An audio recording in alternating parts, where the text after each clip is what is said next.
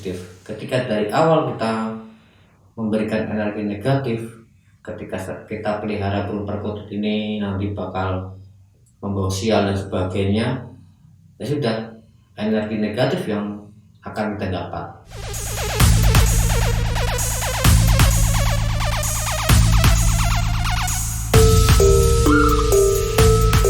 Assalamualaikum warahmatullahi wabarakatuh.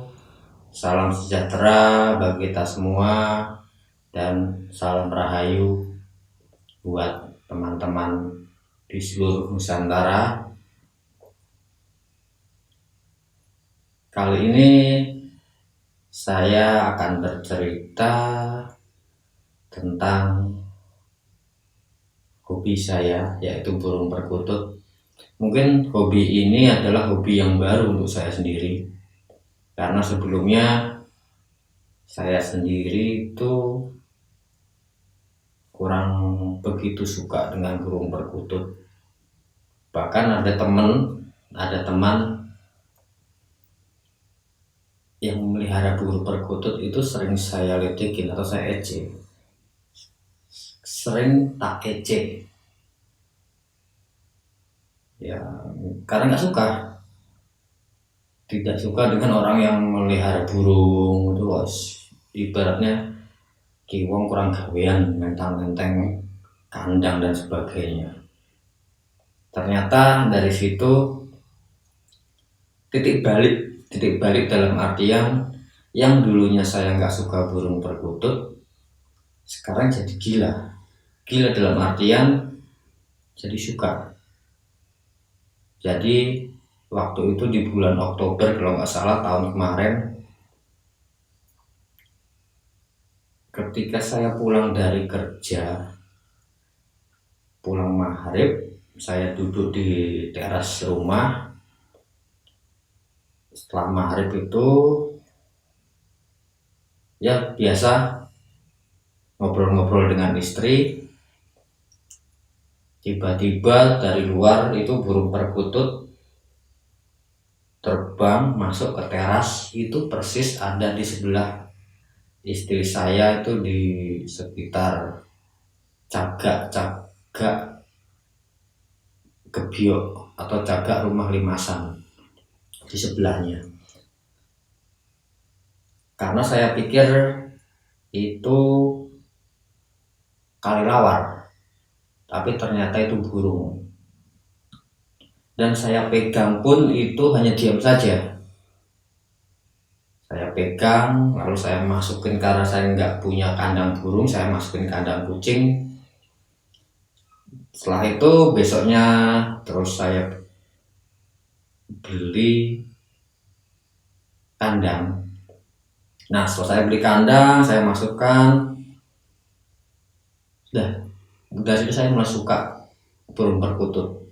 Dari 1 ekor, 2, 3, 4, 5, 6, 7, 8, sampai 9 ekor. Dan saya beli itu cuman 2 ekor itu beli dari tetangga, itu ombyokan. 1 itu dari teman saya beli, yang lainnya itu hanya hibah atau pemberian dari teman. Apa yang saya alami tentang memelihara burung perkutut itu banyak hal. Belajar dari filosofinya, kultur budayanya, atau ilmu titen di burung perkutut itu sendiri, tingkat kesabaran, tingkat emosional, semua hal kita itu banyak belajar dari jiwa burung perkutut itu sendiri.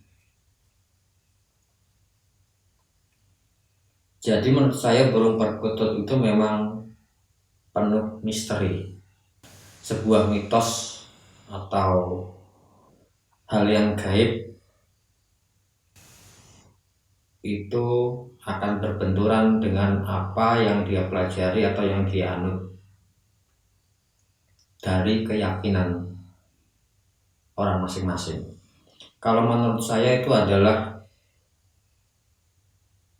sisi lain dari jiwa individu manusia itu sendiri untuk menyikapi tentang mitos, misteri, dan hal yang gaib dari sebuah objek atau dari burung perkutut itu sendiri. Dari individu satu dengan yang lain itu akan berbeda pandangan. Walaupun banyak literatur buku atau cerita-cerita dari orang tua, saya yakin akan berbeda pola pandang untuk melihat atau merasakan tentang burung perkutut itu sendiri.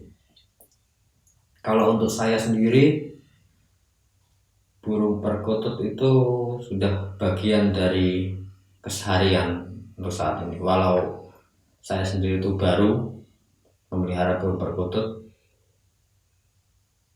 dari situ saya mencoba untuk mempelajari dan terus belajar belajar dalam artian mencari literatur, mencari sebuah sejarah, atau mencari cerita-cerita dari orang-orang tua di lingkungan sekitar, bahkan